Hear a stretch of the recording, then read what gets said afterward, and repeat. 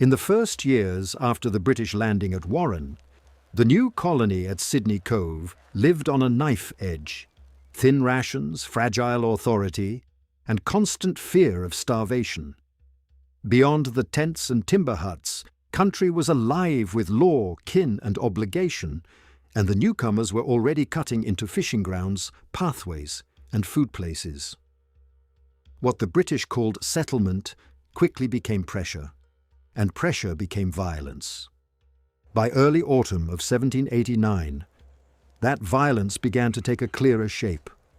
A group of convicts left the colony and went toward Botany Bay with the intent to rob local people for food and goods. It was not a formal military patrol, but it carried the same danger. Strangers moving through country, taking by force, assuming they could escape consequences. For the people watching them, this was not petty crime. It was attack. The response was swift.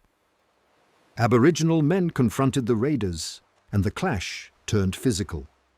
In later retellings, this episode is often treated as one of the first violent confrontations after the establishment of the colony.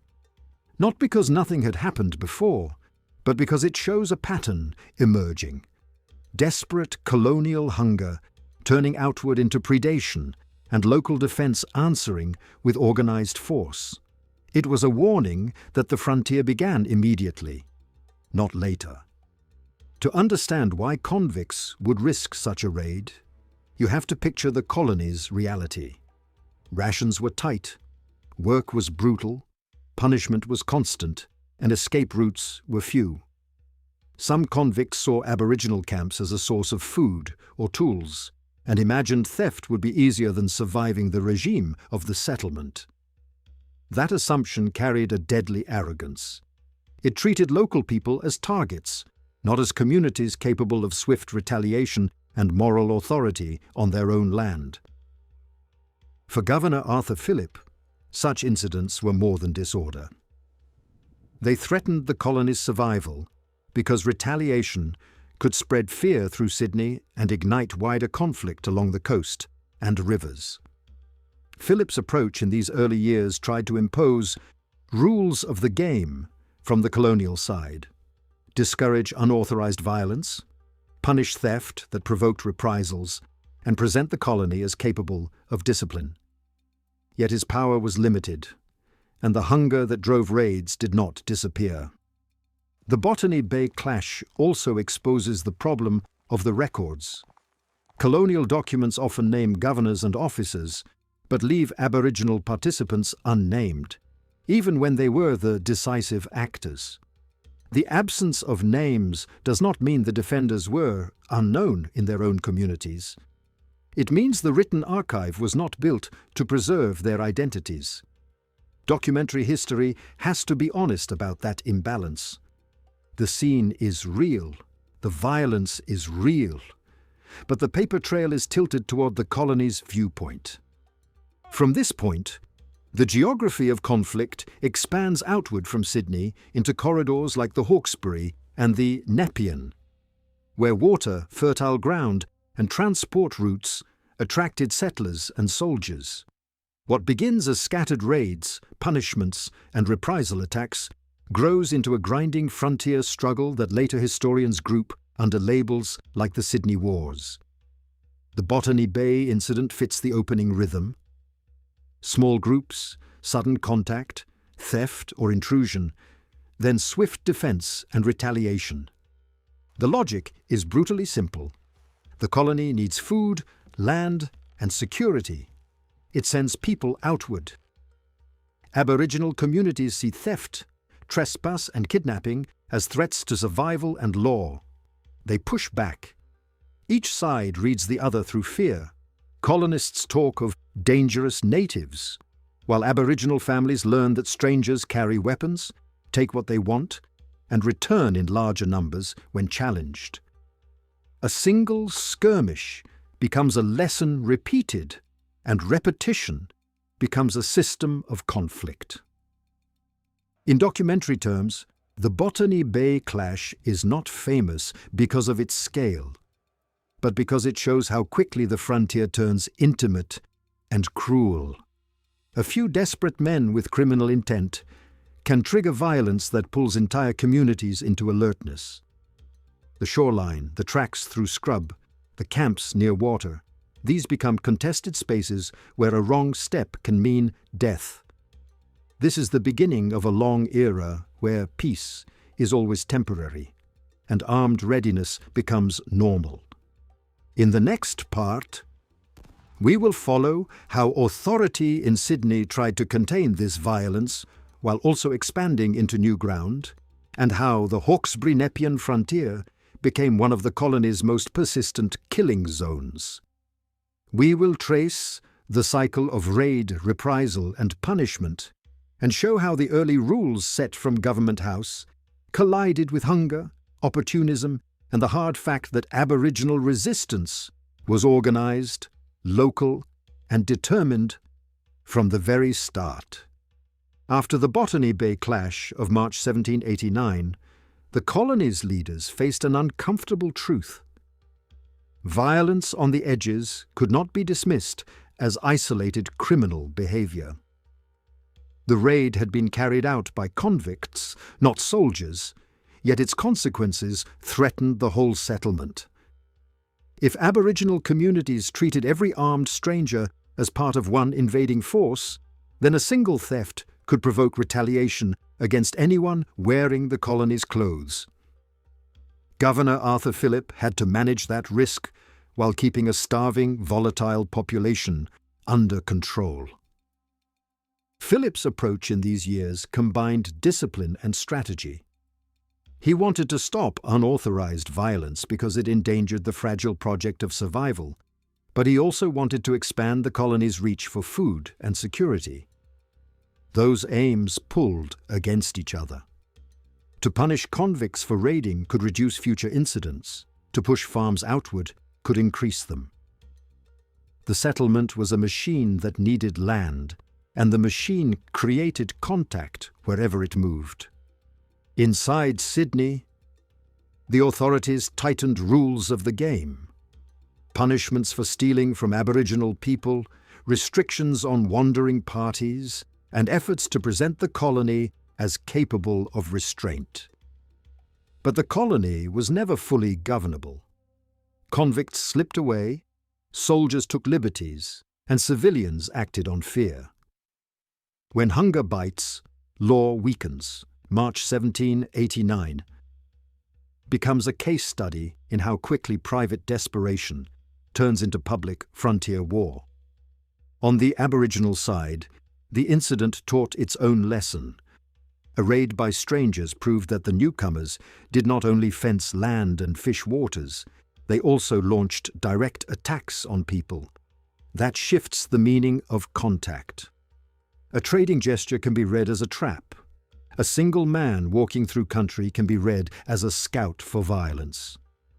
Communities adapt by watching tracks, moving camps, and preparing ambushes. Defense becomes proactive because waiting can mean being robbed or killed. The Hawkesbury Nepean region begins to loom larger in this story because it offered what the colony lacked: fertile river flats, fish, and transport. As the settlement's population grew, pressure pushed upriver. Farms appeared, fences cut pathways, and stocked grass and root foods that local people relied on. The frontier there was not a line. It was a web of creeks, ridges, and river bends where groups met suddenly, often armed, often afraid. In this environment, small incidents multiplied. A theft of tools could lead to a beating. A retaliation for stolen food could lead to a night raid. A rumour could bring a patrol. Each side learned to strike fast and vanish. The colony called it keeping order. But Aboriginal communities experienced it as invasion defended at close range. The result is a cycle: attack, counter-attack, punishment, and then harder resistance. Phillip's political problem was legitimacy. If he allowed uncontrolled violence by convicts or soldiers, the colony looked weak and reckless.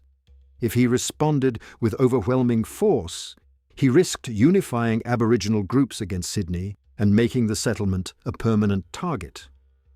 He also faced a moral tension that appears in the early record.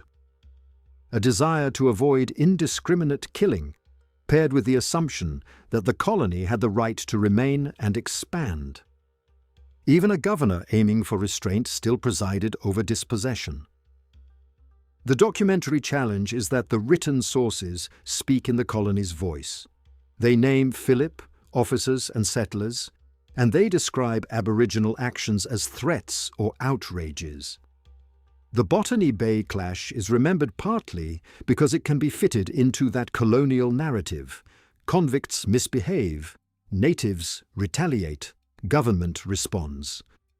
But the deeper structure is different. Aboriginal people were not reacting to misbehavior. They were enforcing boundaries and defending resources from armed robbery. By the early 1790s, the colony's frontier violence was no longer a series of surprises. It was expected.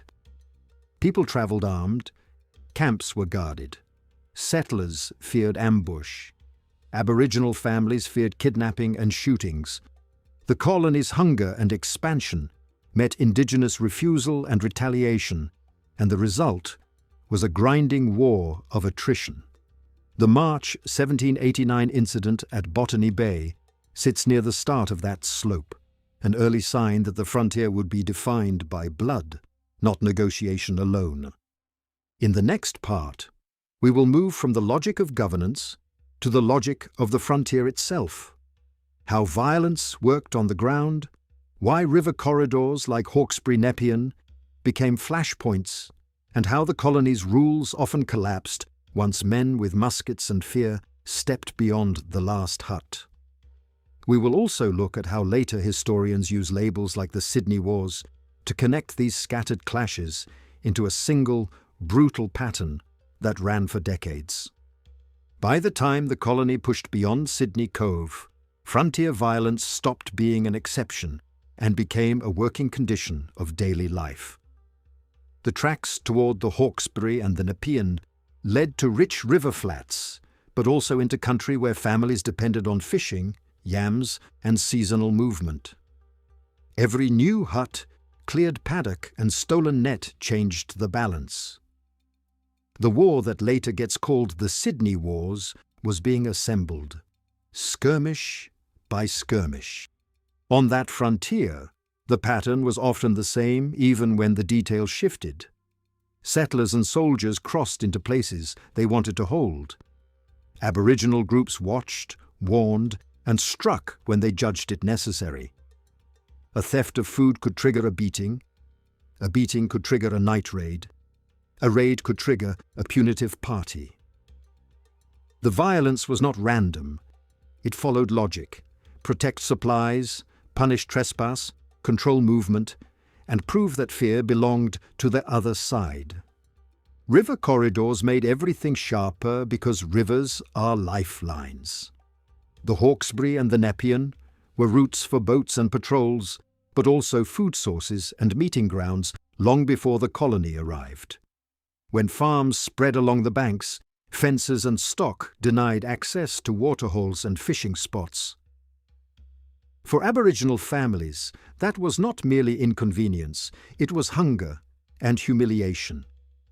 Resistance on the river was therefore often aimed at tools of settlement: crops, livestock, and isolated huts.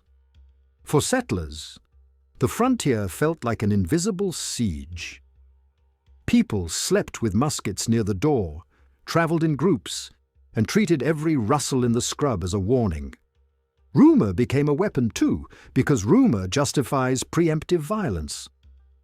A story of an attack could bring armed men who did not care who they hit, only that someone paid. The colony's language of security grew from this fear, but fear did not make the colony innocent. It made it more dangerous. For Aboriginal communities, the frontier felt like a tightening net. Some contact offered trade and knowledge, but it also offered kidnapping, shooting, and disease. A single stray convict could be a thief, a scout, or a man fleeing punishment, who would blame others to save himself. Communities responded by controlling ground, choosing where strangers could pass, setting watches, and hitting small parties before they became large ones. This was not chaos, it was defense under pressure from a settlement that kept advancing. Governor Phillip's rules of the game were fragile once distance grew. Orders from Sydney could not restrain a frightened farmer at the river's edge, and they could not restrain soldiers who saw the frontier as a place to teach lessons. When a clash happened, the official response often slid from investigation to reprisal, because reprisal was faster than justice. That drift is one of the engines of the Sydney Wars. Violence that answers violence without ever resolving the causes beneath it. The March 1789 clash at Botany Bay sits behind this whole system like an early blueprint. Desperate colonists sought food by predation. Aboriginal defenders answered with attack. The colony learned that intrusion would be resisted. On the rivers, the same structure repeats with higher stakes. Food is not a pouch to steal, it is the landscape itself. When land becomes the prize, the conflict does not end after one raid. It continues as long as settlement keeps expanding and as long as people keep refusing to be pushed aside. The documentary difficulty is that many written descriptions compress complex actions into simple labels. Colonial notes may call a defense an outrage, a reprisal a necessary measure, and a killing a warning.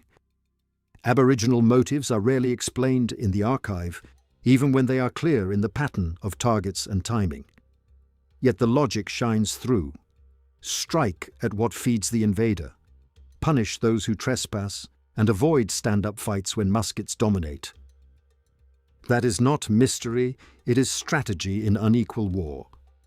Over time, frontier violence also changes the colony itself. It hardens attitudes, normalizes armed patrols, and trains men to view country as hostile terrain rather than shared space. It also produces a political feedback loop. Settlers demand protection, authorities promise force, and each new expedition creates new enemies. The colony becomes dependent on expansion for survival, and expansion becomes dependent on coercion. When viewers hear Sydney Wars, they should imagine not one battle, but a long grind of fear and retaliation. In the next part, we will follow this grind into its most intense zones along the Hawkesbury Nepean, and into the years when conflict becomes more organized and more openly punitive. We will track how the colony's hunger turned into permanent occupation, how Aboriginal resistance adapted to muskets and patrols, and how the early rules set by governors were repeatedly broken on the ground, until violence stopped looking like incident and started looking like a system. As the 1790s turned into the first years of the 19th century, the Hawkesbury Nepean frontier became one of the colony's most brutal pressure points. River flats promised grain and meat for Sydney, but they also concentrated conflict because they were the same places where Aboriginal families had gathered food and moved seasonally for generations. When settlers claimed those flats, they were not simply building houses. They were cutting into survival routes, and survival routes defend themselves. The violence on this frontier was often close, fast, and dirty. Aboriginal groups could strike at night, burn a hut, drive off stock, or spear a guard, then vanish into scrub and river bends. Settlers and soldiers answered with patrols, surprise raids on camps, and the kind of punishment meant to terrify rather than to negotiate. The word frontier can sound distant and romantic, but the reality was bodies in mud, sudden screams, and the constant expectation that the next contact would be blood. For the colony, the key weakness was isolation.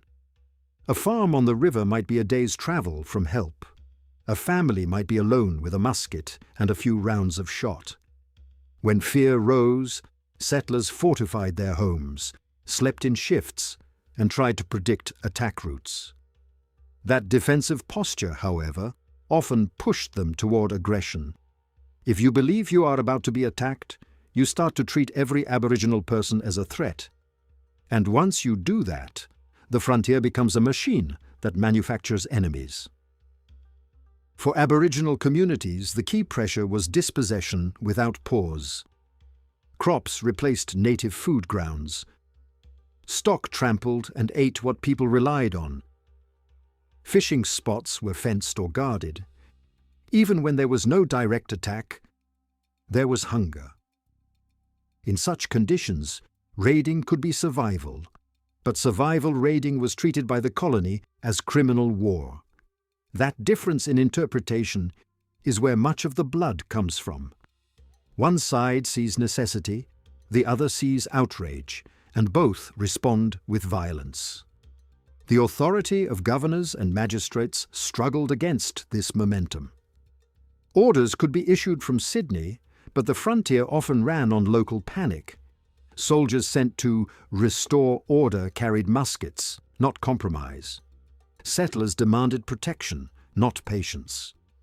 The result was that punitive logic hardened. Hit back harder, strike first, make examples. The colony's rules of the game became less about restraint and more about control, and control on the frontier usually meant intimidation backed by lethal force. Within this system, individual incidents became fuel. A single killing could trigger a chain of reprisals that affected multiple communities. Rumors spread faster than truth, and fear turned rumor into certainty. This is how the frontier violence escalates without any central plan. Small events are used to justify big responses, and big responses generate new resistance. The frontier does not need a formal declaration of war. It creates war through repetition. The March, 1789. Botany Bay raid remains important here because it shows the colony's earliest habit. When desperate, it preys outward. On the Hawkesbury Nepean, desperation merges with expansion. People are no longer stealing a meal. They are claiming the ground that produces meals. That shift makes conflict harder to contain. You can punish a raider. You cannot punish a landscape into accepting occupation without generating endless resistance. From the Aboriginal perspective, resistance was also shaped by knowledge. People knew the river, the creeks, the ridges, the places where a patrol would slow and where an ambush could cut it apart. They also knew that stand-up fights against muskets were costly. So they chose timing, darkness, and terrain. The colony often portrayed this as treachery, but in unequal war, it is method. It is how defenders survive when the invader has firearms and numbers. The human cost is the hardest part to compress into a documentary narrative, because the archive often records it coldly. Settlers' deaths might be listed with names and details. Aboriginal deaths are frequently unnamed, uncounted, or described as dispersed, as if people were smoke. That language is violence in itself. It hides killing behind administration. A documentary that wants honesty must translate that language back into reality. Bodies, families, fear, and the destruction of homes. In the next part, we will carry the story toward the end of the period you set, up to the year 1816, when frontier conflict is no longer only about isolated farms, but about a colony that has grown confident enough to formalize punishment and expand deeper into country. We will close by showing how the early clashes near Botany Bay and the Long River War were connected by one consistent fact: Aboriginal refusal to accept intrusion, and colonial willingness to use force to make intrusion permanent. By the time the story reaches the year 1816, The Hawkesbury Nepean frontier has become a system, not a series of accidents. What began with hungry men leaving Sydney to raid at Botany Bay in March 1789 has widened into a recurring cycle. Settlers expand for food and safety. Aboriginal communities resist to protect country and survival, and the colony answers with force, meant to break that resistance. The frontier is no longer a place out there. It is the colony's daily method. The most important change across these decades is scale. Early violence could be framed as convict misbehavior or a single skirmish. Later violence becomes organized as patrols, punitive parties, and official orders that try to control movement and punish attacks. The colony's language shifts from managing disorder to managing territory. That shift matters because once territory is the goal, any Aboriginal presence becomes a problem to be removed or controlled, and removal is never gentle. On the ground, the same brutal mathematics keeps repeating. A farm on river flats means fences, crops, and stock, and those things deny access to water, fish, and food grounds. Hunger follows, then raids for survival, then settler retaliation. Retaliation brings wider resistance, because people cannot watch their country taken and their families threatened without answering. Each side learns lessons and adapts. Settlers harden homes and travel armed. Aboriginal groups choose terrain, timing, and sudden strikes to avoid the musket's advantage. The colony's leaders often claim they want order, but order on the frontier usually means obedience to a new rule imposed at gunpoint. Governors can issue instructions against reckless violence, yet they also authorize expansion and protection of farms, which produces contact that cannot stay peaceful. This contradiction is the engine of the Sydney Wars. The colony asks for restraint while demanding land, and it is land that makes restraint collapse. Botany Bay's early raid is a small example of the same contradiction. The documentary record also hardens. Settlers are named and counted. Their losses are mourned as part of the colony's struggle. Aboriginal losses are frequently left unnamed, described vaguely, or hidden behind words like dispersed. This shapes memory. If one side is recorded as people and the other as a problem, then violence against the problem becomes easier to justify. A documentary has to fight that bias by naming what the language tries to hide. Real deaths, real fear, real families pushed into flight. By the later years of this period, the frontier becomes as much psychological as physical. Settlers live with the expectation of attack, and that expectation can trigger preemptive cruelty. Aboriginal families live with the expectation of punishment, and that expectation makes negotiation dangerous because approaching the colony can mean ambush, arrest, or shooting. Once both sides believe the worst is likely, the space for peace shrinks. Fear becomes a weapon that travels faster than any patrol. Yet the key fact remains Indigenous agency. Aboriginal resistance is not random violence. It is a response to intrusion and dispossession, shaped by law, kin obligations, and knowledge of country. People choose targets that matter: livestock that eats food grounds, stores that feed settlers, isolated huts that symbolize occupation. They also choose methods that fit unequal war: mobility, surprise, and retreat into terrain that the invader cannot read. The colony may call this hostility, but it is strategic defense under pressure. The Hawkesbury Nepean frontier shows how quickly the colony's hunger turns into permanent occupation. Sydney needs grain and meat, so farms spread, so conflict spreads, so the colony demands stronger control accelerates dispossession. This is how a settlement becomes a state. It is also how the frontier becomes a killing zone, because the state's first promise is protection for its own, and protection is often delivered as punishment for those who refuse to move.